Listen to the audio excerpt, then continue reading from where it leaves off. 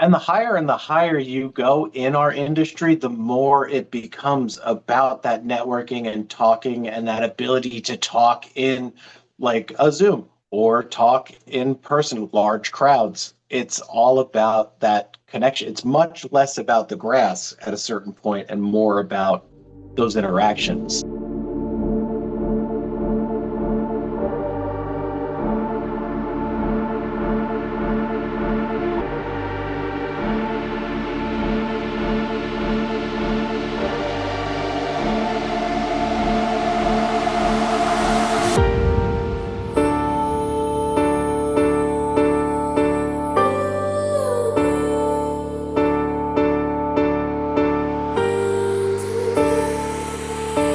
Ladies and gentlemen, welcome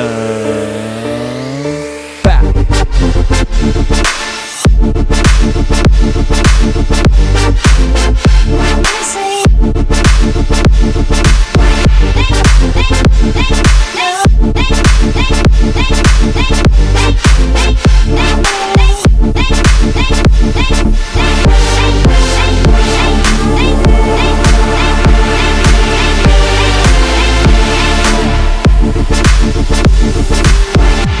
Welcome back to another episode of Turf Today on the Superintendent Network, brought to you as always by our partners at Toro. And this week, number 99, we're bringing on Richard Milko and Mike Bird, both big fans of the show. We are very excited to talk to these guys. We've done some big names lately, and with episode number 100 coming up next week, I thought it'd be amazing to get to talk to two of our fans, I'd say two people that engage with us a lot on social media, ask a lot of questions, help move the show along. Two guys that have a lot of fun themselves on social media. So we're really looking forward to having those two guys on today.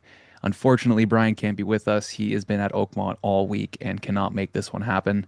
That man has been burning the candle from both ends, like a lot of us do. And yeah, unfortunately, he won't be with us. But I wanted to fill everybody in on a couple things that we had looked at over the last couple weeks. The first one being the scorecard overseas. We heard from a bunch of people, which we thought was a lot of fun. Some people were saying that over in the UK and Ireland, they still use yards on your scorecard, which is really cool. And some places have both. So they'll have the meters and they'll have the yards.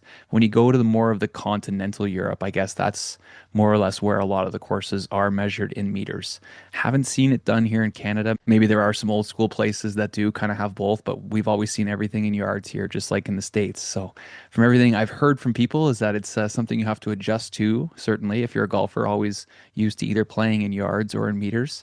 So I think a lot of those courses that have both on a scorecard or have both laid out on the course makes it helpful. You know, we've adapted these days to the game of golf being played in all these different countries and all these different languages. You know, golf is for everybody. So you got to make it easy. It's like going to a different country and not having any signs or any way of translating. So that one was really cool to get kind of buttoned up. The next thing had some people writing in and asking us and talking about the early morning experience. Some people thought it was a hilarious idea and sided with Brian and kind of said there's no way people would ever wake up that early or want to pay for something like that. There was a large group of people that thought that no, you don't go to bed, wake up and go to something like that. You party all night and then go to the 18th hole at wherever to get to see all of the work being done. I thought that was a kind of a cool one. Would certainly make for a late night, but I mean, if you're down at a tournament or you're down with your friends on a golf trip or something like that, why not make the maintenance tour a little part of it? So who knows? Maybe one day we'll see something like that. But for now, it's just us and everybody who enjoys it. I was hoping to get to ask Brian about this today, but it sounds like we might have to ask Mike McCormick himself. Now, some of the videos and the images that have come out from the US Open, especially the shop, have had one really cool thing in it that people have been asking about. And me, myself, I am also very intrigued. When Mike goes up to stand in front of the 250 plus people preparing the grounds for the US Open at Oakmont, he's standing next to a wolf. And of course, everybody wants to know what it is. So I don't have the answer for you yet. I'm sure somebody out there does. We will ask Mike about it, but you guys got to listen to this and tell me it doesn't give you goosebumps. Welcome to the first round, the 125th US Open. this morning for years. Absolute chills. You could play that every morning on your way through the gates of the golf course, and that would absolutely get you going. Wouldn't matter what time in the morning it was. So if you haven't seen that video, head over to Instagram and check that one out. It's definitely one to save. All right, we're going to kick it with the boys here right after a word from Toro. Turf Today is brought to you by Toro. How did Oakmont Country Club prepare to host its 10th U.S. Open? By installing a state-of-the-art Toro irrigation system, featuring the Toro Infinity Sprinkler Head, the new system that allows for more precise water application for better turf conditions and playability.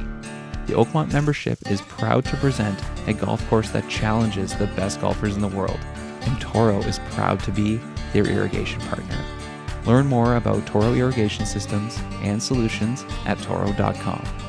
Toro, always solving, always evolving. Trying to find the tripod's best spot. It's always fun getting set up sometimes, eh? Oh, hell yeah. It's DIY as hell. This is $10, the entire thing. That's awesome. So what's going on, Richard? Good day for you? Oh, yeah. Pretty good day. Standard Friday in summertime, mowed approaches, watered hot spots, made sure the greens were tidy, got the hell out of there. Yeah, exactly. Busy weekend ahead kind of thing. Absolutely. It's Father's Day, and then next week is our premier member guest. Okay. So it's like back to back. Nonstop. Mike, what's going on, brother? Mike. What's going on? How we doing? Not too bad. Are you live from the golf course right now? I am live on site, perched up on the par 3 fifth tee box here with Piglet. Oh my gosh, that's perfect. Doing a podcast from a tee box. I got the fourth green right behind me there. I recently went out with a heavy inch of seed and some crystal blue links, so I just keep popping those birds on every so often, you know. Oh yeah, you got to keep it moist. Got to baby those things. Yep. Yeah, I figure what better place to stage up than out here on Green Harbor, dude. Talking to, been a long time fan, so it's good to be on. Yeah, absolutely. Before you guys jumped on, I did a little intro just talking about this is episode number 99. So we're leading into 100. We had some messages sent in and stuff like that. And one thing we talked about was, getting some more fans and people from all over the industry on the show. And you guys are two people that certainly engage with us quite a bit and, ask questions and help the show move. So it's so cool to have you guys on today. I also have to apologize. Brian messaged earlier. He's not able to make the show, which never happens to us. We're usually always together. So it's one of those things that kind of worked out funny this way. We still have three people on the show. What's he down there with McCormick in the gang? Is he still on site? Yeah, he's been there nonstop. So I haven't really gotten much from him, one word answers and stuff all week. So seems like he's pretty busy. Oh yeah, he's in it. Hey, that's a worthy dismissal, I'd say. Yeah. I just wanted to ask him about the wolf. And we've been getting so many people asking about the wolf standing beside Mike. Do you guys have any idea what's going on with that? I have no idea. Yeah. Just as confused as everybody else. I guess probably just the leader of the pack, you know what I'm saying? Kind of that's like his presence getting the team all riled up. Yeah, it could be. I mean? Yeah, pack mentality, kind of the I like it. The legs feed the wolves kind of thing. He said he wants to come back on after the craziness of the U.S. Open, so we'll definitely have to ask him about that amongst other things. It's been. Have you guys been watching the coverage and stuff? A little bit. A little bit at lunch. Yeah, I'm slacking myself, but I try to do the YouTube stuff at night, when I get home. Yeah, kind of catch up, get all the highlights. It's been crazy seeing all of the coverage, all the videos of the guys mowing the rough and the banks and everything. Like the coverage is crazy this year. Rotary Awards for sure. Yeah. Oh yeah, no, that's been fun to see. Richard, we kind of started talking earlier about what you guys were working on. Why don't you tell us about getting into the industry? I know you had a little bit of a long career doing something different, so tell us about that and then getting into turf. So yeah, I spent 20 years in culinary before I got into the turf industry. So I started out my first restaurant job 1998. Washing dishes in a tiny little town called Atlantic Highlands in New Jersey. And I followed that career all the way through, made it all the way up to chef.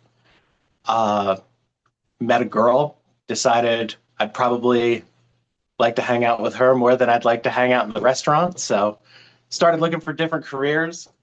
Her dad had a landscape business, so I joined up with him, kind of really learned the ins and outs.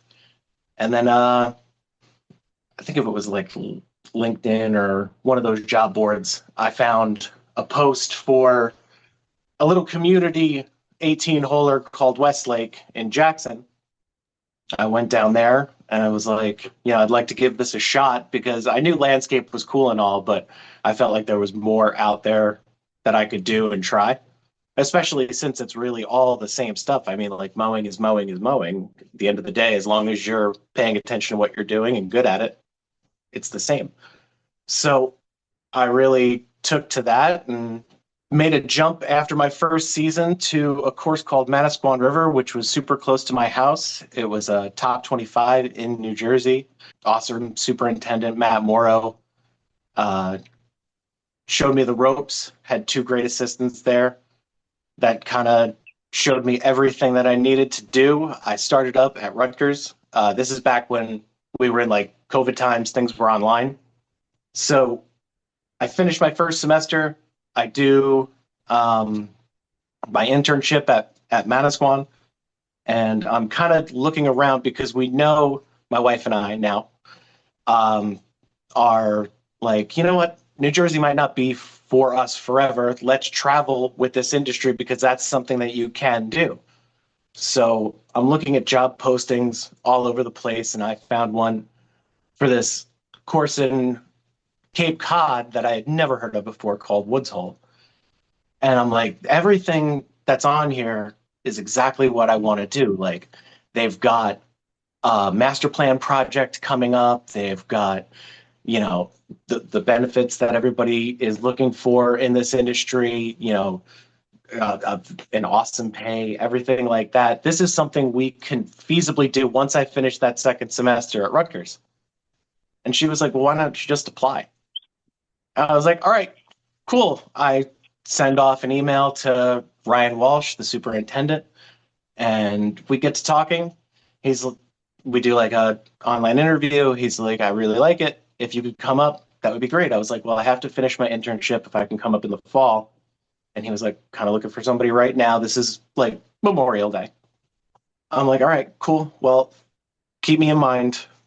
I'll keep looking. I'm preparing for Rutgers anyway. So middle of summer, Ryan reaches back out and he's like, hey, if you could still make it in October, let's do it. And I was like, all right, cool. Still thinking that Rutgers was going to be online.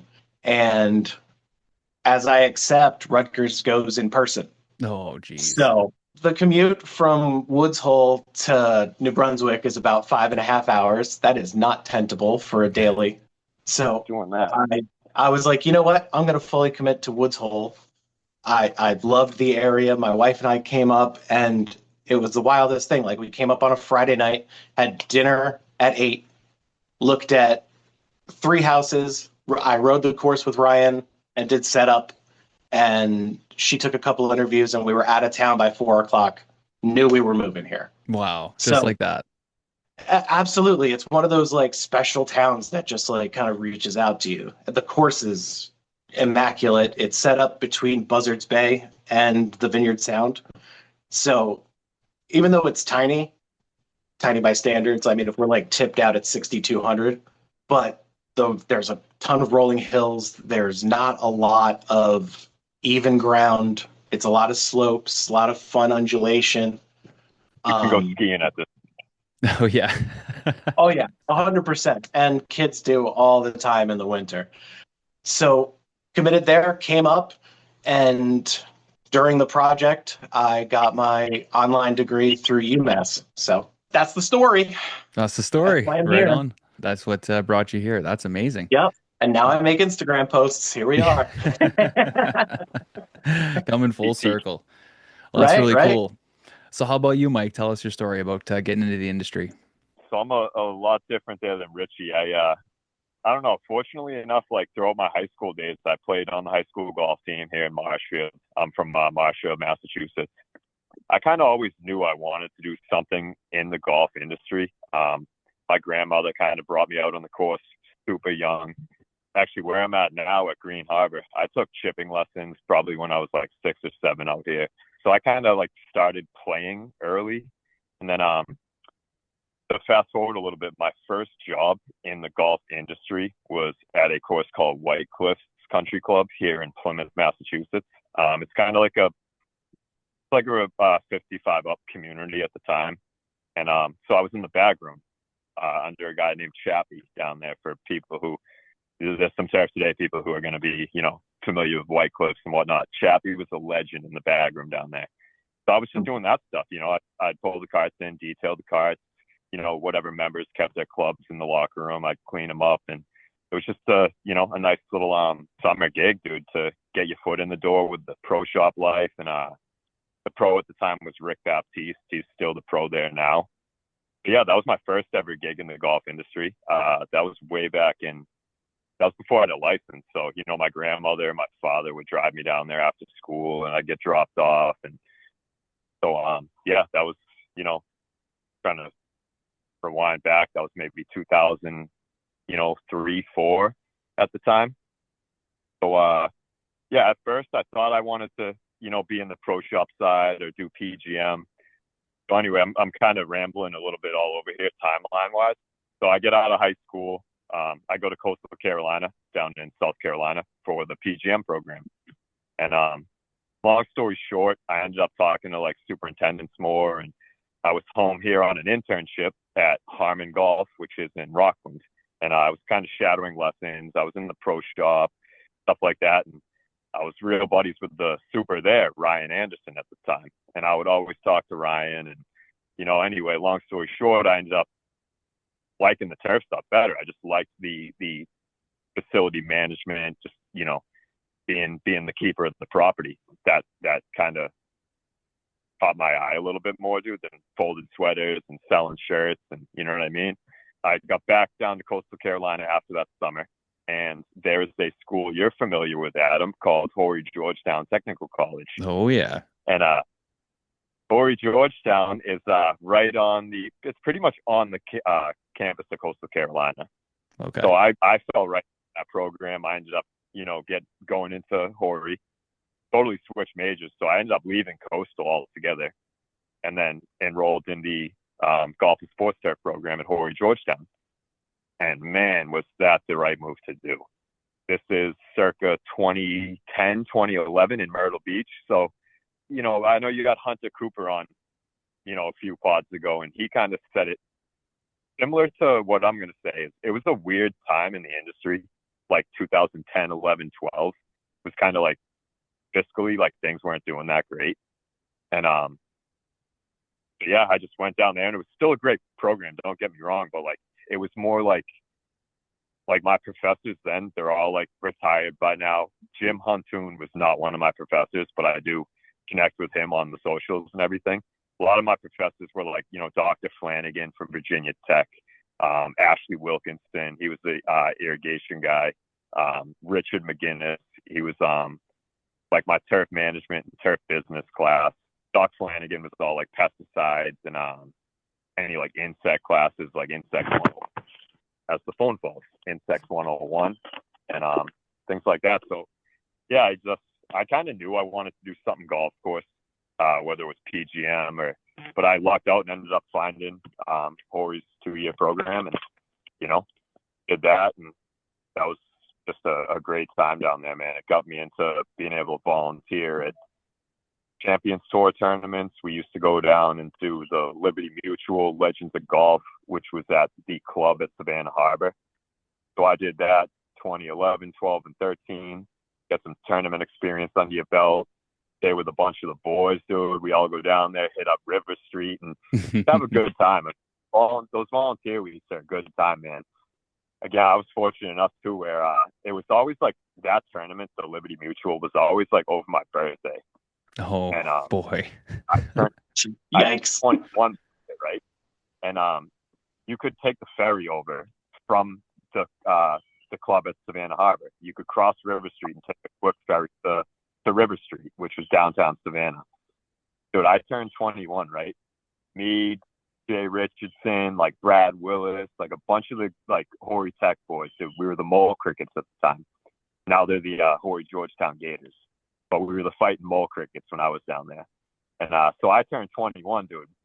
All of them used to call me Mass because I was the only kid from Massachusetts with all these like Georgia boys, South Carolina boys, and Freddie Couples ended up buying me beers for my birthday, dude. Stop it. Stop it. That's so cool. You guys just randomly ran into him? Now he like so since we had badges, we would have like agronomy badges or grounds passes, whatever. We could kind of like cut the ropes and walk around and not knocking the Champions Tour stuff, but it's a little bit smaller venue than like it ain't what's going on in Oakmont right now. It's a little bit quieter, you know what I'm saying? Mm-hmm. But still, I mean, those are the older guys from Tour, man. Those guys, they were shooters back in the day. They're just it's the Champions Tour, man. It's the quieter tour. But so we anyway, to answer your question, we could get at the driving range like with them, talk, and they knew who we were because there was only like 17 of us volunteers. Like only Horry Georgetown worked to this golf tournament. Okay. That was like a nice at the time, Richard McGinnis, longtime superintendent in like the Long Island area. He was one of my professors. So he would let us go down there with him and, a couple other like chaperones would come down, and Lynn Childress was the superintendent of the course at the time. He would let us stay, hook us all up. And so anyway, I'm like having him sign my flag and all that. And I'm talking to the guys on the range, like Craig Stadler, Freddie, Jay Haas. And, one of my boys, I think Willis or like Jay Richardson was like, "Hey, yo, Bird turns 21 tonight." And he's like, "Seriously? Meet us over River Street later tonight, boys." And, we thought he was just pulling out legs. Yeah. You know what I mean? We'll be looking around for Freddie. Nah, man, those boys weren't playing. Those boys weren't playing. That's amazing. We talked at River Street, Wet Willie's, whatever else was the spot down there at the time. Like, I think it was this place called Fat Tuesdays, like the slushy places. And it was just it was just a good time. It was cool. That's awesome. Got some ball experience, got a little drinking experience with some Southern boys. Yeah, no kidding. And a couple autographs. It was a rough morning. I was mowing collars. So it was a rough morning, but hey, you know what I mean? It pays to play. Yeah, exactly. Big boy at night, big boy in the morning, right? Yep. No scouts. Yep, that's all. Yeah. Yeah. Oh. So Mike, you have a solid golf background, and Richard, I see the clubs behind you there. So did you have a little bit of a love for golf before getting into the turf side? Absolutely not. No. Okay. So I mean, like, I went to the range and like played rounds with my dad. We had like county courses in New Jersey where I grew up. So like me and my dad, my cousins and stuff would go out and just like hack around. But I never really got like super serious until maybe 2022. So yeah, I'm still relatively new, and Mike will attest. My scorecard proves it. Yeah. Honestly though, like me and Richie, and we got another couple buddies. We both nominated for him to come on the pod, but we golf with the same group, and one of them's the superintendent at Paul Harney, and the man, aka the greenskeeper. Oh, so we yes, all go out. Greenskeeper. We've seen Richie. We've seen him improve, like just over the months and stuff. Like he came up. I have a nice driving range here on site, like top tracer, like heated bays, all that stuff. So I had a little get together. When was that? In March, and Richie came up and play some virtual golf, and yeah, he'll be a stick soon. Watch out, he'll be a stick. All right, yeah. He'll be fine. As long as I keep the ball in bounds, I should be pretty good. And I'm a sneaky Texas wedge. Oh, so, interesting. Okay, well, yeah, some people just make it work. My theory on that is if I'm gonna if I'm pulling out a pitching wedge or something like that, and I'm like, all right, well, I'm either gonna hit it 10 yards or I'm absolutely gonna crush it. I'm gonna put it through that window. Why don't I use the Texas wedge, keep it low, and even if I skirt it, it's gonna slow down quicker or more eventual and then it's flying away, and I'm going to chase it. Yep. So yeah, well, at least he's thinking on the golf course. That's step number one. Yeah. Chestnut checkers. And now it's time for another installment of Ask the Agronomist, presented by the Andersons. We are back with PhD agronomist Ben Pease from the Andersons. Our question today comes in from our friend Andy Groh. Are earthworms a pro or a con in your opinion? Yeah, this is a good topic, and it can really divide a table quickly. So, earthworms, pros and cons. I think the pros are that they really do help with soil tilth, help with soil health. They process organic matter and provide soil aeration. So, when they're processing soil organic matter, they're helping release nutrients. So there's some good aspects to them.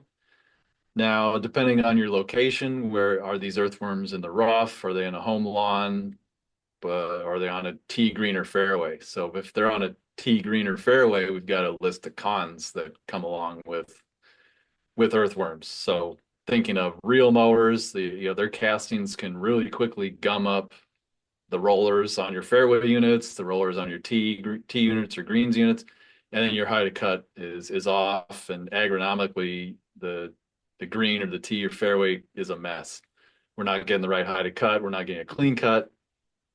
So a lot of the cons are just related to the casts and what they do to our equipment and ball roll. So playability, if it's not a mowing day, you're still going to interact with some castings with ball roll on a green tee or fairway, or not tee, sorry. You might step on a bunch of castings. So there's playability issues with earthworms, and there's machine issues, and those machine issues then lead to agronomic issues that lead back to playability issues. So there's a circular thing on the con side. There's a circular thing on the pros side. So that's a real head scratcher. Pros versus con. Everyone's going to come up on one side of the line or the other, but that's kind of where we sit with earthworms in the golf world, at least. Yeah, that is interesting. So, if I'm working at a golf course and I want the benefits of the earthworm under the green or under the turf, but I don't want the mess on top, is there some sort of workaround? So if you've gotten rid of the earthworms to, ease your playability concerns and your equipment concerns, then yeah, you do have to think about, well, what are we going to replace the benefits of these earthworms? Because we've gotten rid of them somehow. And that's mostly the soil aeration, the organic matter management, and nutrient release. So then you got to think more into your fertility program and your cultural management program. Let's use some fertilizers that maybe have some humic component to them. You have to think about maybe some micronutrient applications and think a little more about how we're going to aerate and manage organic matter in the absence of earthworms. So make some adjustments to our fertility program to add in humics or other soil amendments, and then make sure we are still keeping on top of our organic matter through cultural management. Have you seen any good products that help control earthworm castings? The best products to eliminate earthworm castings are tea seed meal fertilizers. So there's a few out on the market. We've got one called Castaway. It's a 100 natural organic fertilizer. Just a small amount of nitrogen, but it all is made from tea seed meal, and tea seed meal seems to irritate earthworms. They don't like what's in tea seed meal, so they kind of vacate the area, and we no longer have as numerous of casting issues once you apply a tea seed meal product. So that's an option. There's other control products out there that I think people use, but we don't have any of those. Cultural management, if you go back in the day in the history books, they used to just shovel them off of the greens every day. Oh, wow. So way back in, when golf was just beginning, they would have to shovel off earthworms or shovel off their castings. So I mean that's still an option, but we do have some other treatments that are coming available To turf grass managers in our modern area. Beautiful. Well, we have used Castaway at a couple of the golf courses I've worked at, and it's always worked for us. So definitely something. If you're out there and you're dealing with it, reach out to the Andersons or visit their website and try Castaway. Thanks a lot for this, Ben. This wraps up another Ask the Agronomist segment featuring Dr. Ben Pease, presented by the Andersons. Why don't we get into how you guys met? We met on here, man. Dude, the powers of Instagram, bro. I tell you, man. I 3 Instagram pages later, I'm planning on holding on to this one. But yeah, man, the powers of Instagram. Just that's one thing. Like people say with turf, dude. It's just like reach out, man. Ask a question. Hit somebody up, dude. You want to try to get on a course? Dude. Squeaky wheel don't get grease, man. If you don't ask, man, that guy don't know you want to possibly play his track. You got to go out and talk to people, man. Just voice what's going on with you, your place. Like right now, man. I don't even want to show this on camera, but this is the green I lost over the winter. Mm-hmm. It's with Crystal Blue Links. I'm gonna fight this guy all summer, dude. So I'm gonna talk to Ben Pease and send some soil samples out, and just that's what I like about this industry, dude. And like Instagram, you can just connect with so many people. And they're willing to help, dude. Like Adam, yourself, you brought me and Richie on here. Dude, you asked me, I'm a nobody, dude, who's a super of a cheap, affordable muni in Marshall, Massachusetts, dude. Like I'm a $30 joint that has 70,000 rounds a year and gets beat up, but I want to dial this place in. Yeah, and you absolutely like, love it. You have just as much passion for what you do as a guy who's got, 100 staff and doing everything they possibly can because they have all the money in the world. It's all about the passion. It's all about enjoying what you're doing. Yep. That actually, to segue into something that I did want to bring up, though, is the state of the game, dude, because I see it out here all the time, right? And like you name it, dude, I've been at that type of facility. I've worked at a top 100. I've done tournaments. I've been at an unlimited budget. I've been at a nothing budget. You know what I mean? Like, I'm not going to dive into all the details right now. Hey, Piglet, where you been? What's going on? That's a turf dog. She runs the course. Oh, yeah. Searching for treats. Golf is in such a weird state right now, dude, in my opinion, on the public sector, right? Like, I see it out here all the time. I'm a $30 track. I'm not a private facility. I have 70,000 rounds a year. I'm open all year, no temporary greens. And like people, I feel like the expectations of properties, dude, like people just are starting to come around. But overall, I feel like the general public's expectations of golf, dude, are way higher than they should be. Like I have 5 guys at most with maybe a quarter of the chemical budget that people use. And like people come out here and they're like, just the divots in the greens, or they're complaining because the greens are slow because I got to water in to seed the green. Like that is like what I want to go back to. Like when I started playing golf, right? It was no matter what type of facility you were going to, you showed up with your shirt tucked in, some nice golf shoes, you looked the part, and you were ready to have course etiquette, respect the game. Now it's just, this is just my 2 cents, man, from what I see out here. I know like every place is different. And Richie probably doesn't see most of the stuff I see on Woods Hole.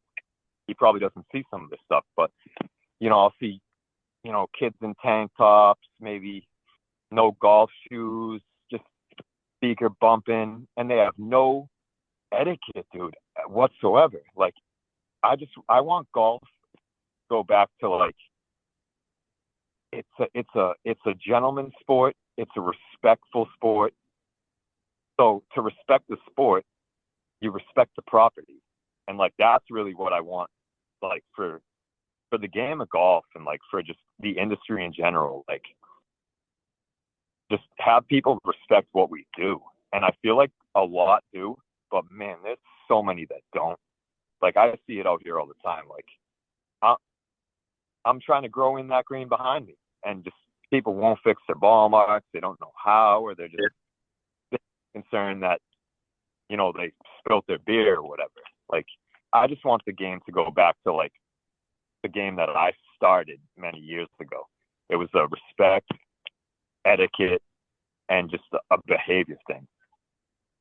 Sorry to rant, but I'm a busy public track, and I just see that stuff, man.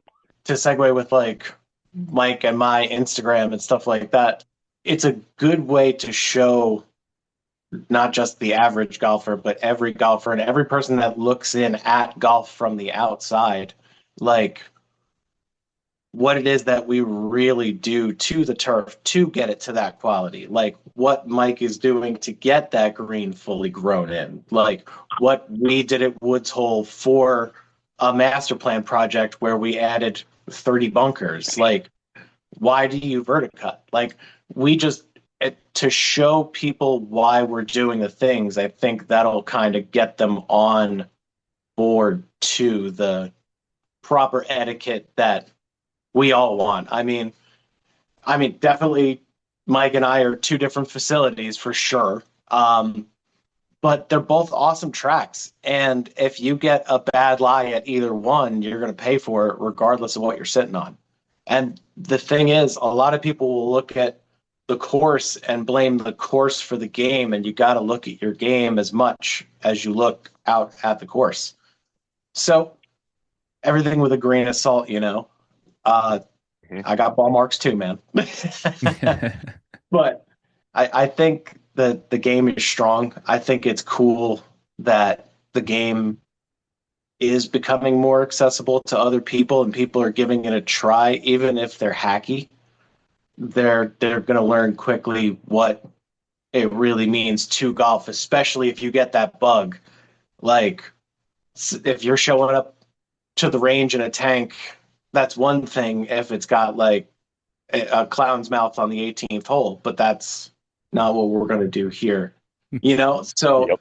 And I mean, I'm all for, I just was at the range a couple weeks ago and I was wearing jeans and Nikes. Like, it's just, you got to know the spot and treat it accordingly. But I tell you what, a lot of the spots up here are nicer than people give the credit to. Yeah, well, 100%. The game is growing so much and it's evolving. And there's people showing up to the golf course before that have never come to the golf course, that have never been shown how to act at the golf course. They never went golfing with their dad or their grandpa or whatever. They just picked it up with their buddies. They went and got clubs and here they are, you know? So it's going to be hard to get a lot of those people to kind of buy into the old school way of it. So the game of golf is changing. And Mike, like I used to work at a private course and now I work at a public course. And you walk up to a green and you're just like, do these people not think when they showed up here today? And I don't know what it is that just changes the mentality for golfers that think, okay, I'm at a public course now. I can just do whatever the heck I want. That's certainly not okay. But, you know, we do want to grow the game. We want people to enjoy it. So like Richard said, you know, shedding more light on what we're doing on the agronomy side. We're not just cutting grass. We're, you know, 15, 20 people, or we're 5 people, and we're getting everything done. We're doing all the agronomy. We're doing all the watering. We're taking care of this course as best we can. And once more people kind of understand that, it'll go back to, you know, we all are a part of this and we're all trying to take care of the course because it's whether you're paying $300 or $30 to play golf, you should be filling your divots and fixing your ball marks and keeping those wheels on the path. Absolutely. Yep, well said. Very well said. Folks, before we go any further, we need to talk about Flash Weather AI. And Turf Today is brought to you by Flash Weather AI, the future of hyper-local weather intelligence. Whether you're managing a golf course, sports field, or any outdoor operation, timing is everything. Flash Weather AI uses cutting-edge AI to deliver real-time forecasts and lightning-fast alerts tailored to your exact location. No more guessing, no more surprises, just smarter decisions, faster. Learn more at flashweather.ai and take the guesswork out of your weather game. Today's episode is also brought to you by Apex 10 by Green Nature, a powerful organic soil amendment that's trusted by turf managers across the country. Apex 10 improves root development, enhances nutrient uptake, and increases stress tolerance, all while reducing the need for water and synthetic inputs. Whether you're maintaining championship conditions or just trying to get the most out of your turf, Apex 10 helps you do more with less. Learn more at greennature.life and see how Apex 10 can elevate your turf program. What would be your best memory on the golf course so far, Richard? So, like I mentioned before, we underwent a renovation for Woods Hole's 125th anniversary. So we reshaped a couple greens, put in a bunch of bunkers, had obviously Kyle Franz, I'm burying the lead on that one, come out and just put on a show on the course. And the funny story is it wasn't Christmas Eve, but it was close. But we were still like pumping out shaping and everything like that, still had sod coming, and we had sod show up in a snowstorm. Wow. And we rolled it out that day on top of the snow because it's sod bottom bunker. It was going to die anyway. Right. But Was that one? That one of your original posts, like one of your first couple of big posts? it might have been one of my first. I started the page in March, so that might have been, if not one of the first things I posted out. But there's like pictures of me doing snow angels in the bunkers because they're like so full of snow. Got to get it I done. mean, We spent the money. We got to do it. Right. And Memorial Day is coming and we got a tourney and we are getting out there regardless. It's going to be sunny. Let's go. So, I mean, that's what I loved about it. It's like seeing the construction side and seeing the planning and everything like that, and seeing the vision of the shapers and everything like that. It was so cool to experience, like putting it all together. Like, even though if you think about it, it's winter time in Cape Cod, like we're windy all the time, and now it's like 20 degrees. So, There were some people listening that just had serious PTSD. Because as soon as I heard that first button go off, I was like, oh, he's watering. Yep. Dude, all I plugged in was 4-4. I've been here for about 3 years now, and like 18 months into like really starting into this like 3 to 5 year like resto, you could say, all in-house stuff. Got a lot of creeks that need addressing, like dredging soon. First off, let's access those. I got a massive tree problem out here, massive root problem. So you go step by step, baby. Just take the chisel and chip over here, chip over here, chip over here. But I'm focusing on the bullet points first. You know, I got probably 900 more trees that got to go. Wow. Fix this, baby. Just keep chugging away, man. First things first is the tree removal. Second thing is get the creeks, access cleaned up, get the waterways cleaned up, dredge those out. Then start getting into the nitpicky stuff. We lost them. That's what happens when you do it out in the open like that. It's a gamble. So before we were interrupted by the watering, you were just saying. As soon as I heard the beeps, I was like, he's calling in an airstrike, isn't it? Goodness gracious. Oh my gosh, I love that. So, yeah, it was cool just seeing it all come together. Like, Cape Cod in the winter is just about as crazy as it can get when it comes to weather. Like, we're windy, it's cold, it's just, if it's rainy, it's pressing rain. If it's snow, fortunately on the Cape, we don't necessarily get a lot of snow. So you guys never really actually closed down? No, we'll put in temporary greens in the fairways. It's funny. I don't necessarily play during the season because I'm just too busy doing that stuff, and it's for the golfers. Mm-hmm. So most of my rounds are like in shoulder season or like over the winter. My apologies. Technical difficulty. That's what happens when we do live remotes. Yep. He's out in the field. Hey, I mean, it's tough being, I hate to say, dude, I'm like kind of a one-man show at the moment, but kind of a one-man show at the moment. You can't go home. Well, no, I live right down the street, and I literally live right down the street. Nah, I just want to baby this guy and get this thing dialed in. I just enjoy it out here, dude. So I'm not complaining. Yeah, tough to leave the course. Yep. Richard was just telling us about winter in Cape Cod. Yep. Oh, yeah. This was a rough one for us. Yeah. It's like a fun time to play out there, though, in the winter time. I mean, like, everything's still firm and fast, but it's not because it's grown in tight. It's because it's frozen. Right. Right. But you have to think about it like the course is still the course, though, regardless of the temperature. Right. You're still working on your game regardless of how cold you are. Yeah, you're going to have a couple less layers on in the summertime, but if you're out there grinding, like if you're out there having fun, what's the like? It doesn't matter. Mike, Sean, Dan, myself, we all played the day before Thanksgiving at Woods Hole. That was nice. That's That like was a good day. our little like tradition. It was cold as hell. We played in January. We've played in February. Wasn't Like like it. That's the game, man. But like it, just getting out and enjoying it, getting better. Funny thing, like you never really trust a chef that doesn't taste his own food. That's Like right. if I'm gonna be Mhm. the best agronomist, the best greenskeeper, the best superintendent that I can be, I've got to be out there playing the course, seeing, oh, now I understand why we're trimming the fine fescue 3 times a year because this place I hit into is an absolute nightmare right now. Stuff like that. Like Mhm. just understanding the game from the golfer side as much of the agronomy side, which I already find super cool and stimulating because it has a lot of similarities to the culinary world. For instance, if I'm striping greens, at the end of it, you look back, that's your presented plate. It's circular, it's perfect. It has to be absolute and the way it needs to be. It's just so instantly satisfying, Like it's just engaging and challenging, but a satisfying challenge. Yeah, it's annoying, and yeah, we're hot, and yeah, we're digging holes and tracking wires uphill for no reason and stuff like that.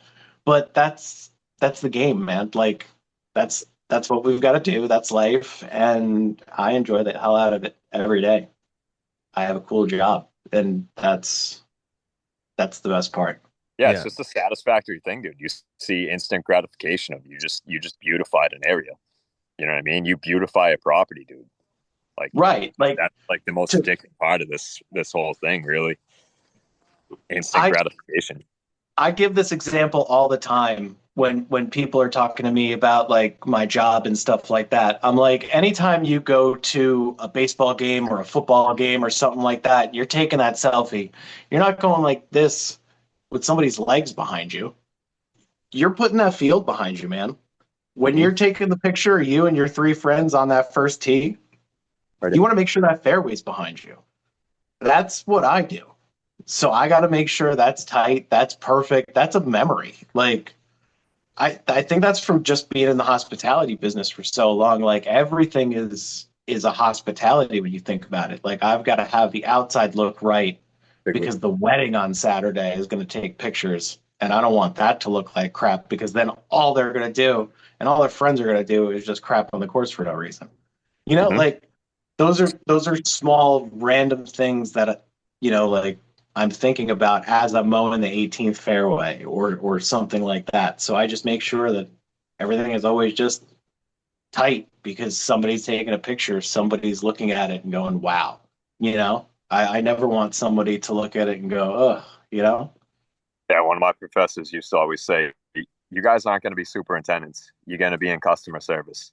At the end of the day, it offers your customer, and you got to make sure they're happy. I mean, whether it's private, public, whatever, we're all in customer service. I know other people have said this on the pod before, dude. It's not managing grass, dude. You're managing people. I mean, I only got a couple people. Richie's got more than a couple people.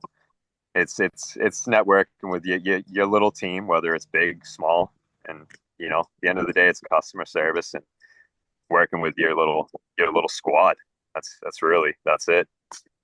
You can't do this by yourself. Nobody can. I mean, right now I'm watering by myself, but that's a one guy thing. So, but in the grand scheme of things, dude, the whole property, it's with your people and it's customer service. 100%.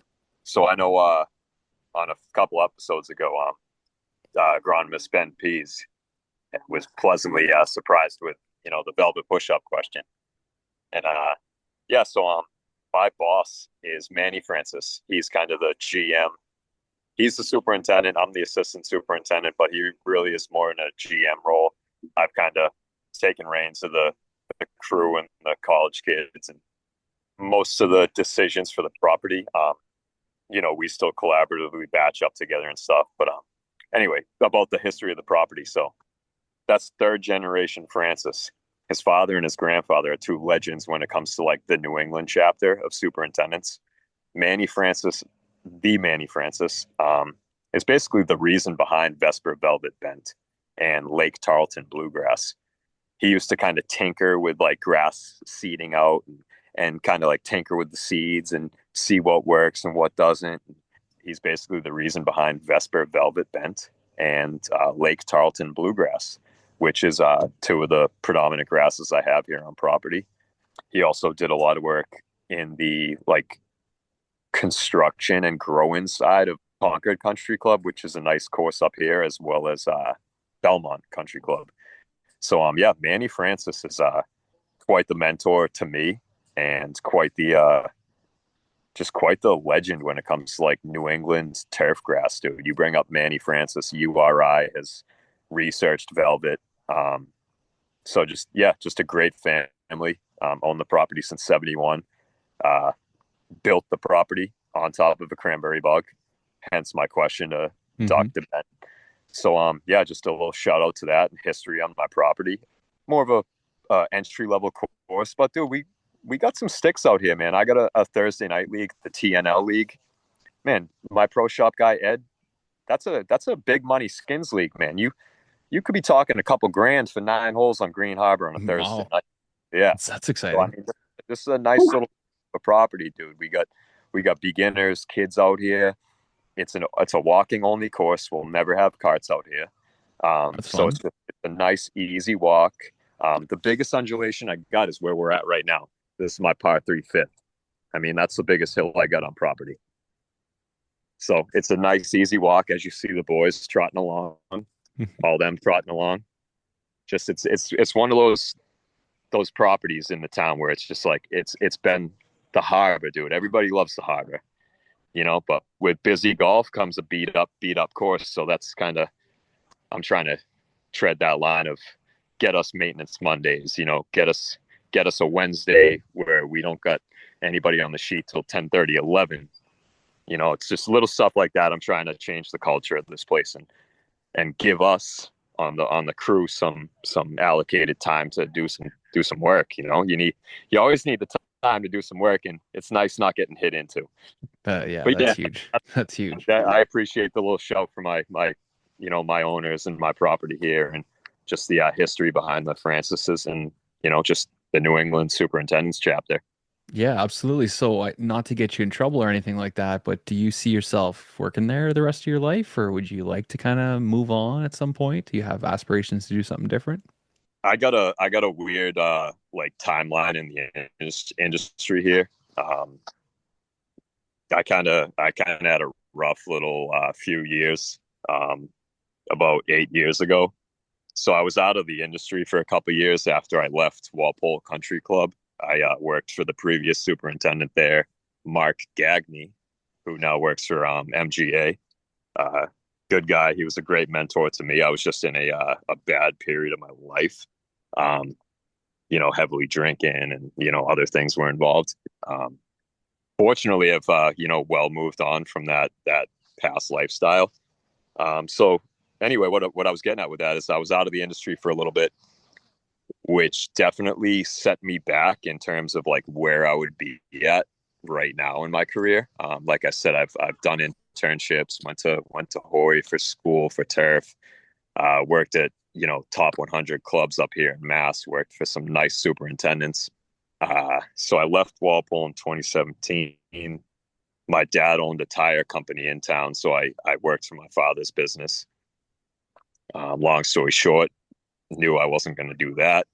And I ended up getting back out here in Green Harbor, and I've been the, second superintendent / assistant for 3 years now or so. And man, I'm pedal to the metal, man. I want to get this property dialed back in, and who knows if I take Manny's place, I take Manny's place. I haven't really thought much out, thought that far out. But it's definitely not something I'd be opposed to. We got a lot going on here on property. We got a new maintenance barn on the horizon. The site finally got cleared from the town of Marshfield for permitting. So yeah, we're gonna have a new shop soon. We just got some new rigs. So I finally got a new cart, got some carryols, got a 300, got two 502s. So we're phasing in the right direction here.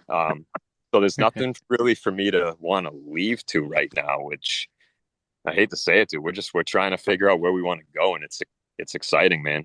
Yeah, well, hey, nothing to hate. Like if that's what you love, if that's what you're enjoying, there's nothing wrong with it at all. Like you gotta love where you Absolutely. are and enjoy where your feet are standing at the time. So, good Yep. on you, man. How about you, Richard? You've been in the industry a little bit shorter of a time, and you're kind of working your way up. I know you talked about earlier trying to become a better agronomist and that kind of thing. So, do you sort of have, your sights set on a superintendent job one day? I mean, if something came down the line, I'm always would entertain it, but to beat Woods Hole is tough to beat. I mean, You got a good super there. yeah, no, I mean, superintendents Ryan Walsh, I've got Frank Carpenito and Pat Smith as my first assistants, and we've got a great group of dudes. The whole team are just so knowledgeable and helpful and like willing to do different jobs and hustle and do 3 and 4 things in a day that like putting a top 100 in front of me might not would not beat it. Like I'm pretty much Woods Hole versus the world at this point. And and honestly, like the area itself, Falmouth and the lower kit, like the little town that we're in is just so cool. It's like I have to think about stuff like that too. This Good, whole man. it's like they call it the third island because like there's a lot of shopping and right where our course is right next to the ferry that goes to Martha's Vineyard. So it's just an unbeatable area. Like people pay a lot of money to golf and come visit where I go every day with 2 coffees and earbuds. Like Yeah, yeah. but at the end of the day, I feel like I'm making out. They let me play sometimes. That's wild. That's so true. Yep. Like, because at the end of the day, I have no business being out there as a golfer. No business being out there. But they're like, Rich, you want to get out there for 18? Absolutely. Are you kidding? I'm going to lose 15 balls. But Oh that's man, all that's part of it. awesome. Like, Hmm. it's all about grinding and getting better and just enjoying the game. And that's what our course does. Like, it it's an overused word, but like the vibe is different here. Like everybody's just awesome. Like that there's no jerks. Yeah. That every course there's 1 or 2 guys that will always point out the ball mark, but they'll never be the ones that fix it themselves. Like I feel like everybody is dialed in and all, rowing in the same direction, wanting to make the club like as good as it can be. And even though it is on like a little bit of the smaller side by comparison, another overused word, F around and find out. Like, go ahead, put yourself in a bad spot out here. Just think we're short. You're gonna feel it. Like we are a competitive, hard, challenging, exciting, fun course. Even if at the tips you're considering us short. You know, the views are unmatchable. The team is unmatchable. Like it's just a great spot. Right on. Well, we have to be somewhere we check out at some point. It'd be cool to come down there and see you guys. Hey, a little Cape tour would not be terrible. That'd be good. I haven't been down that far since I was playing hockey in Providence. We used to go down to Newport and a few of those areas, and I don't. We never actually made it as far down as Cape Cod, but Well, sure we could work that out. Got to make sure you come in the fall though. Got to do the leafing. Oh yeah, absolutely. That's the time. We don't want to be there in the summer when it's absolutely crazy down there too, right? I got a guest quarter to crash at anytime you're up here, Adam. Oh, that'd be fun. I should say, yeah, you're up north of the border there, eh? Yeah, right now. Yeah, I know our countries aren't getting along very well, but hopefully it's not a long-term thing. Bring some Timmies down when you come, all right? Oh, absolutely. So, guys, let's get into social media a little bit because both of you are big into the Instagram, and I'm sure you are on other platforms as well. Talk to us a little bit about what you guys both do on Instagram or on social media and kind of how it's helped you in this industry. I'll take this one first, I guess. I've gone through like 4 pages, unfortunately, dude. I had one bigger page when I first started out on Instagram. But anyway, to answer your question, really all I use it for, dude, is to show a little bit of the behind the scenes like agronomic practices and like just explain like what's going on, what the problem areas are. Like obviously I got an interseeded green behind me and people have been asking, oh, what's up, what's going on with that green? What's it dead? I'm like, well, we lost it because of ice over the winter. And, we're, like I said, we're a hodgepodge of grasses. So I just like to explain that and, obviously give Piglet her limelight. But behind the scenes, dude, of like, what's what, why I'm doing this, why I'm watering this. And that in turn, my club, so Green Harbor's Instagram, they like just restory all my stuff. And, there's a big following that they have. So it's a good way to connect with like the little on-site community that you have. That's your golf course. So that's really what I use it for. And another example would be, dude, I'm talking to the biggest turf pod like in the world right now, dude. And that's only because of my Instagram. Yep, 100%. Like, 100%. yo, bro, this is like, yo, bro, I feel like I made it now. Talking to Adam on turf today, dude. Like, Yeah, I feel the like, jacket's in the mail, brother. you know what I mean? Yeah, this is the Like, pinch that's me what I moment. use it for, dude, is to just like chop it up, connect with the boys and just network, bro. Like, just networking's huge in this industry, man. Whether it's talking to chemical reps, talking to seed reps, talking to equipment reps, talking to just dudes who can get you a favor, bro. Like, yo, I'm gonna go play this loop, dude. It's a top 100 track. Bro. Instagram's crazy. Instagram can get you somewhere, dude. If you wanna, like I said earlier, dude, squeaky wheel don't get grease, man. The worst thing you're gonna get, dude, is a no response or a no. Yeah, And that's it. dude, it's probably not going to be one of those. It's probably going to be a, oh yeah, yo, what do you need, man? Come on by. Like, dude, I got a laundry list of names, dude. I could shout out on Instagram, dude. The greenskeepers at Marshfield, Ben Bouchard, who won your Toro head cover. He's over at Blue Hills in Canton. The greenskeeper down at Paul Harney, Richie TTKE at Woods Hole. Who else? Walpole Country Club grounds. Dude, you name it, bro. I've connected with these people in my region just because of Instagram.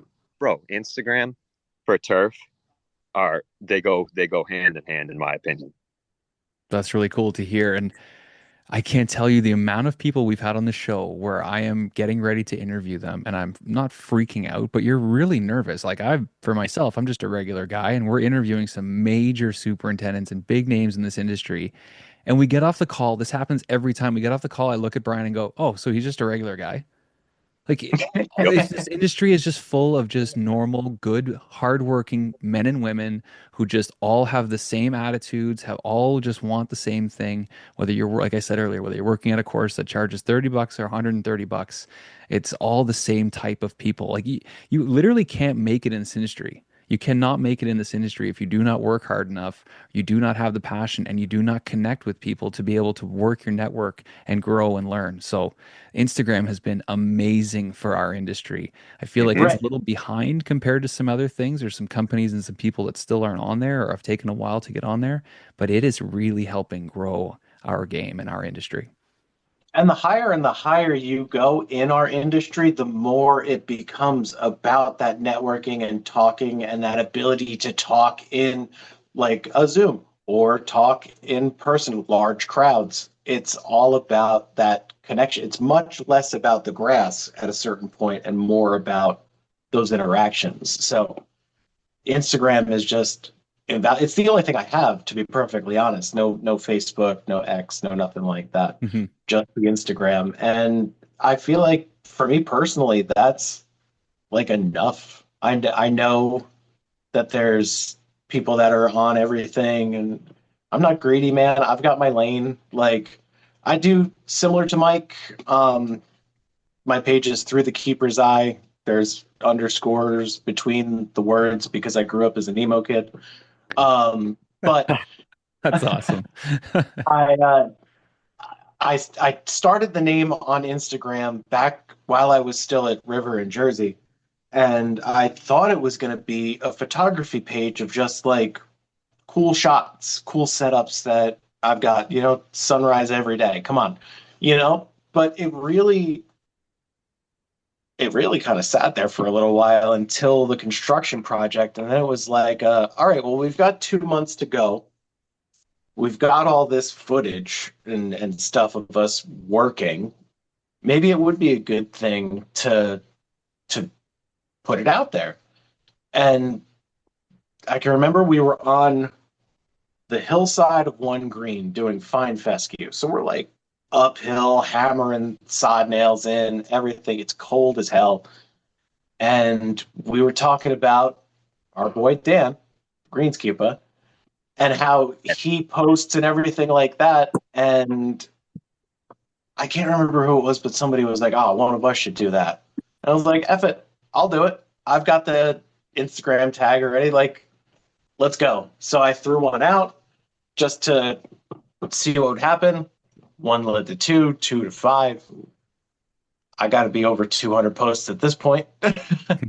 But it's all shots of us doing the things that we do on our daily basis that you might not see. Things like aerification, things like verticutting, like running the Wiedenmann to pick up large scale debris. Like we just had a wild storm where our course took 6.5 inches of rain. We took 2 inches of rain in 30 minutes. So obviously, no matter what drainage you put in, no course is built for that. So the washouts and what we had to go through to put the course back together, we didn't have carts, but we had play next day. I mean, There you go. lot of interesting water features on a course that has zero water features. But like to see and to show that, Go pull up and some like, union meat right now. Look at these guys doing a whole lot of nothing. You guys are on a podcast right now. Wave high. Wave high to the boys. Those are my rangers, dude. The union meeting up there. Oh yeah, exactly. Hanging out, getting paid to sit around. A lot of nothing out here, it looks like. that's amazing. But yeah, the page is all different things that we're doing. And one of the things that I'm big into music. I have a very eclectic and wide taste in musical varieties. So like I know some people in this industry are listening to top 40 and stuff like that. And that's cool. I listen to it too, but I know a lot of people are not. So I try to use songs that I'm hearing during my day to day as the music that I use for my reels to kind of maybe expand other people's horizons or have them be like, oh man, I haven't thought of that band in X amount of years. Like I grew up listening to like all the new metal stuff, but I had parents that had a record collection that was this big, like I lived in New Orleans for 3 years. I know way more New Orleans bounce music and hip hop than I should. Then you should. Yeah, exactly. Like I moved down to New Orleans right before my sophomore year, just south of New Orleans, a town called Marrero. Mm-hmm. It was August of 1999. Juvenile's Back That Ass Up dropped in June of 1999. It was the best time to be in that area. Oh man, Bourbon Street and all the fun. Just the culture and the music and everything like that. It had an influence on me to stretch out my horizons. So, listening to a lot of jazz and stuff like that, using just different music and different things to help accentuate what I'm doing out there on the day to day as we get Majestic Piglet running away. Yeah, just wheeling. No, I was gonna say, Richard, you do a great job with your videos, your page, and that is something I've noticed about you is you do move the music around, which is really cool because and not everybody listens to everything. And I met my wife in Louisiana. I was always a huge, huge rap guy. That's all I listened to. And after living in Louisiana, I become a country fan and a jazz fan, and just, I've expanded my horizons with music so much. So it's so cool to hear that you kind of, you went through a little bit of that too, because that culture down there is all music, beer, and food, right? So that's all they do. Oh, 100%. I left out of there playing bass and going to culinary school. Like, Yeah, there you you exactly. There you know, go. like, That's what happens. I don't want to keep you guys too much longer here. Just two quick things I wanted to get into. We'll start with you, Richard, because Mike left. Best or funniest story of something that's happened while you've been on the course. there's been a lot of laughs with the crew. I mean, we're a very good, close knit group of dudes that will roast each other. Nice. So like there's been a lot of laughs and a lot of camaraderie and stuff like that, but like I can't really necessarily think of something that's like over the top, but if you do want to get a laugh, like I shoot in the 140s. Like there's your joke. Oh man, that's so funny. And You know, like it's great to be on a crew too where you can give it and get it and just kind of, roll through right. your day. I tell the crew and crews that I've worked for in kitchens all the time, like we're with each other as much, if not more, than we're with our actual loved ones. It's a good point. You know, we've got to learn to fight. We've got to learn to have fun. We've got to learn to get whatever the objective is done. You know, like as long as we can do those things, everything's copacetic. We can work with everything else. Like, but having that good sense of humor and good like ability to give jabs, to know when it'll be like, oh, let's get a laugh, or give jabs like, oh, let's get a laugh, but it'll make somebody work a little bit harder. Like, knowing that fine line and when to tiptoe and when to do it, it takes time and effort. I mean, you will fail, but it happens. It happens. Yeah, I would say that's probably the funniest thing is my scores. So what about you, Mike? We're asking funniest moment you've seen on the golf course. Dude, so not to like shame like people beginning golfing, right? But this was about this time last season out here. I watched the guy actually, no, it wasn't on 5, sorry. I watched somebody tee off on 7. It went straight up in the air and hit them in the head. No way. Dead, dude. Looking for the ball, I can't find he's it. like looking, like wondering where his ball went. Boop, right to the noggin. Holy crap. And dude, That's incredible. Driver. When I say I literally apologized to him afterwards because I burst out laughing. I like couldn't help it, dude. I've never seen anything like that, dude. He hit it, topped it. He's looking straight out like he's like wondering where it is, and then boink. Oh my God. That's The incredible. Rare driver lob wedge. That's incredible, man. Yeah, because golfers are bad sometimes. You see some crazy stuff out there. And of course they just turn and look at you right away. Like, yeah, I was involved in that. Like so that's probably my favorite spectating memory. And then I got one memory playing down in Myrtle, dude, during college, right? We used to play at the time it was Quail Creek. Now it's called the Hackler course. It's like Coastal Carolina's campus course. And my boy laces a driver off the deck, hits a tree branch, dude, and comes dead straight back to us, and he bare hands it and catches it and tees it back up. So either one of those, I'm not really sure which one is more skill set and one is more luck, like a blooper. But dude, when my buddy caught that and teed it back up, I was like, whoa. That was some nice reflexes, dude. Yeah, nobody saw it. So it's probably got to be one of those. Yeah, he ain't doing that again. Nah, that is not happening again. Yeah. I'll start with you, Richard. Just anything you want to talk about, any messages you have for our community or for the industry. Like I said earlier, this is your guys' episode. So anything you want to talk about. All right, cool. Well, for the Turf Today community in general, it's been cool interacting with you guys. Like, it's definitely taken my page places that I haven't thought or never thought that it really could be. Like, I was excited when I hit 200 followers, and now I'm at like 1,550.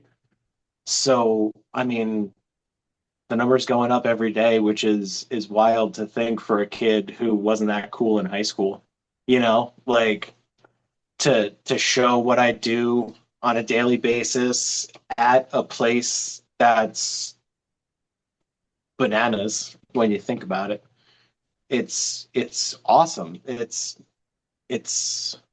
enjoyable. It's stimulating. It's everything that I didn't think social media could be, because it's so toxic and vengeful, and obviously just look around.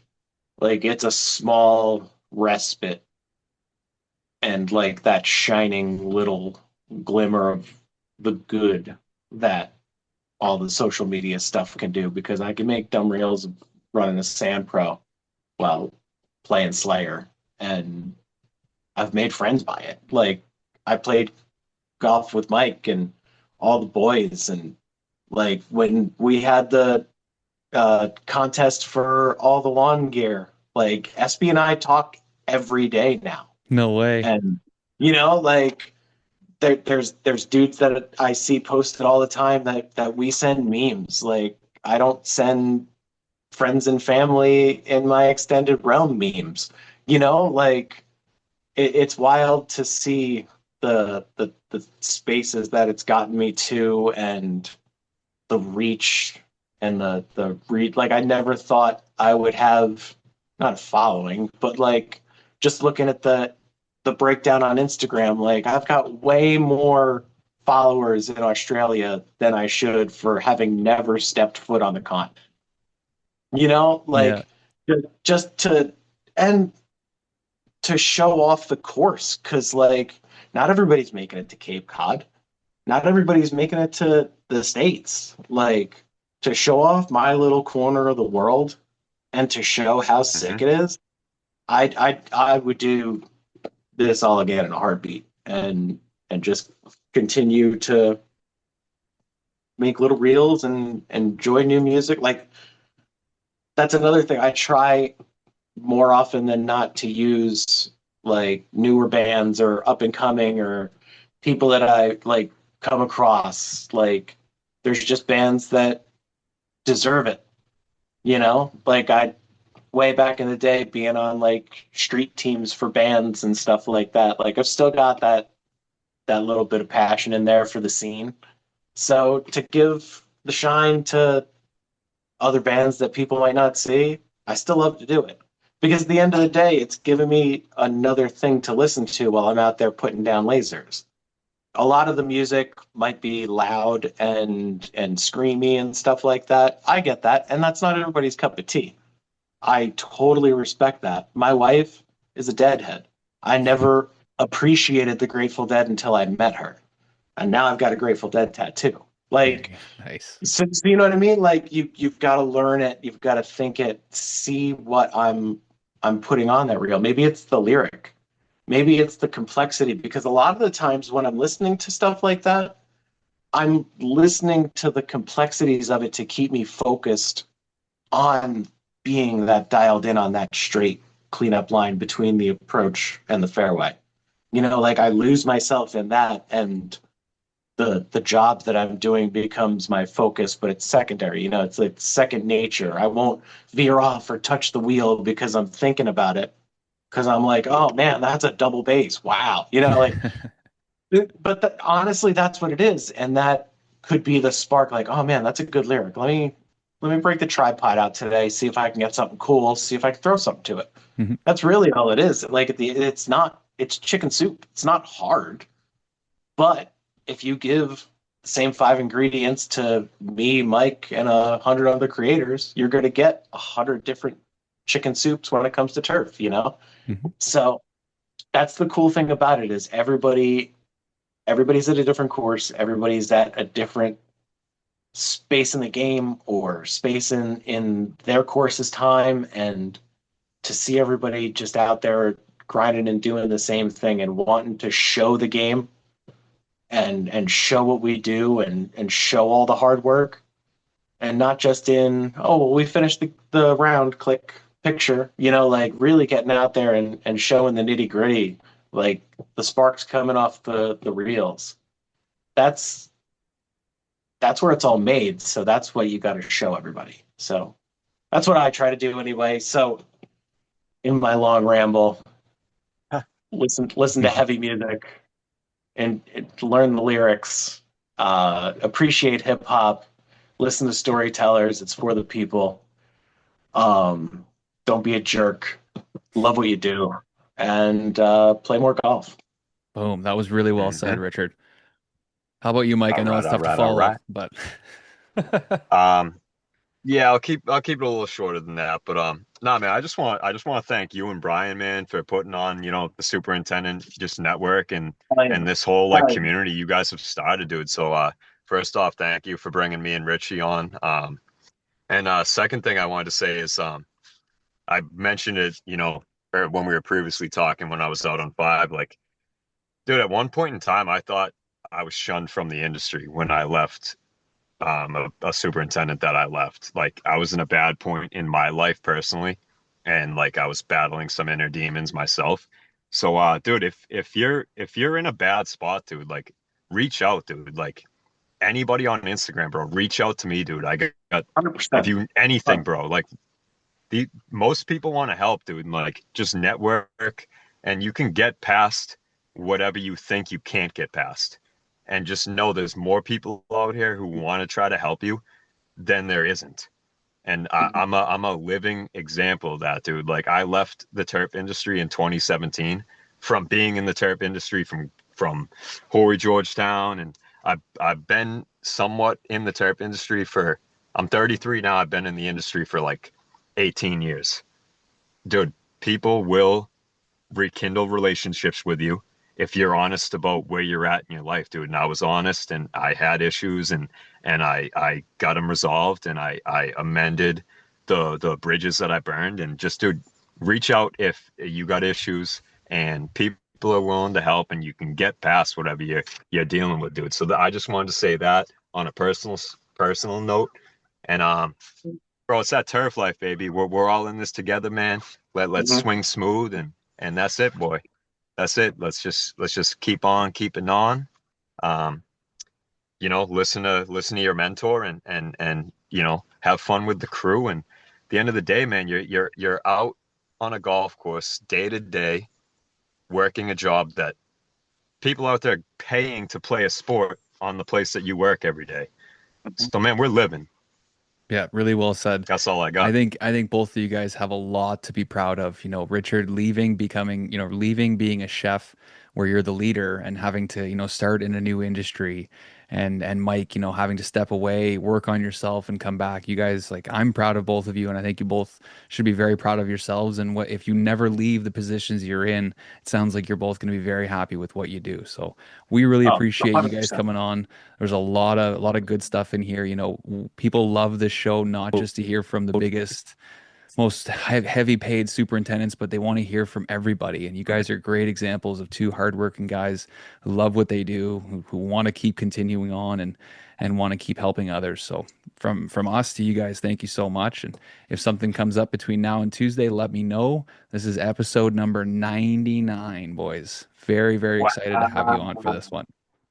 Let's go. 99. Well, thank you guys so much. Enjoy the rest of your weekends. And this will be out Tuesday. Absolutely.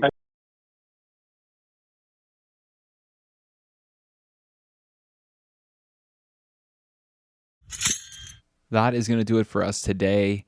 Thank you so much to Rich and Mike for making time for us. It was so great to catch up with a few guys who are so awesome to be engaged online and enjoying their jobs through media and through hard work. So both guys that, if you want to reach out to them, they will have all the time of the day for you, answer questions, and just kind of shoot the shit. They're both great guys and love what we do. So huge thank you to those guys. Also, a huge thank you to our sponsors as we lead into episode number 100. think back on all the people that have helped make this show possible and helped make the show run, have, thrown ads on here and given us money to make sure things work and buy equipment. And oh my gosh, we've come so far, and I've hopefully been able to help a lot of people. We get a lot of positive feedback, some negative, which podcasts always get criticism, and it's great to hear what people think. And we've always felt like we adapt and we try and cater to our audience. And we love you guys. We appreciate everything that you write into us and all the questions that you ask, and the fact that you share the show and you listen to the show and you download the show is just shows how much you guys enjoy it. And we're just gonna keep her coming. Taking us home today, as always, Boston Levi. This is a good one. We'll see you guys next week, and keep those reels sharp. Number 100 coming, baby. We meet thousands of people in our lifetime. We basically count on one or two hands the really special ones that we want to stick around. Sometimes through life you get separated from that person, or they break your heart, but it doesn't mean you wouldn't do anything for them.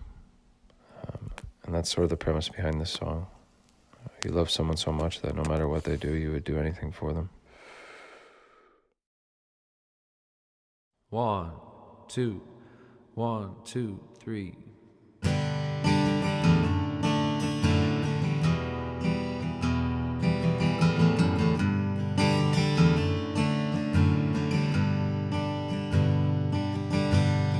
The light from your cigarette, the noise from the TV set, it's not enough to keep me awake.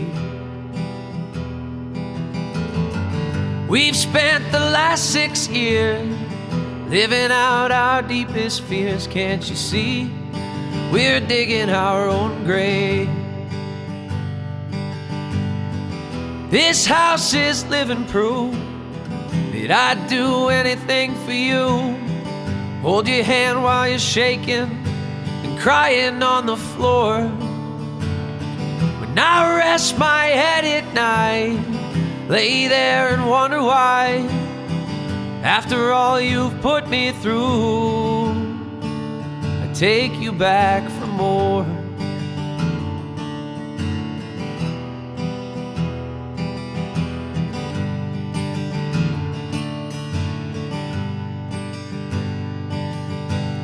So go drink your troubles down. You look, you won't be found. Your mind confined to misery. But I'll sit and wait for you, just like you want me to. Can't you see? This love's a tragedy. This house is living proof that I'd do anything for you. Pull you into shelter when you're caught out in the rain. When I rest my head at night, lay there and wonder why, after all you've put me through, I still forget the pain. It's okay, we're all insane, using all those we love in the most devilish ways. Just tell me we're all okay again.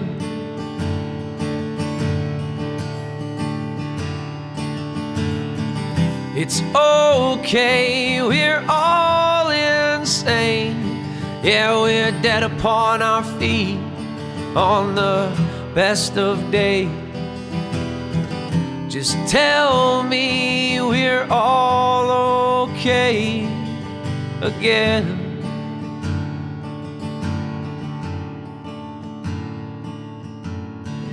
This house is living proof that I'd do anything for you. Hold your hand while you're shaking and crying on the floor. When I rest my head at night, lay there and wonder why, after all you've put me through, I still don't lock the door.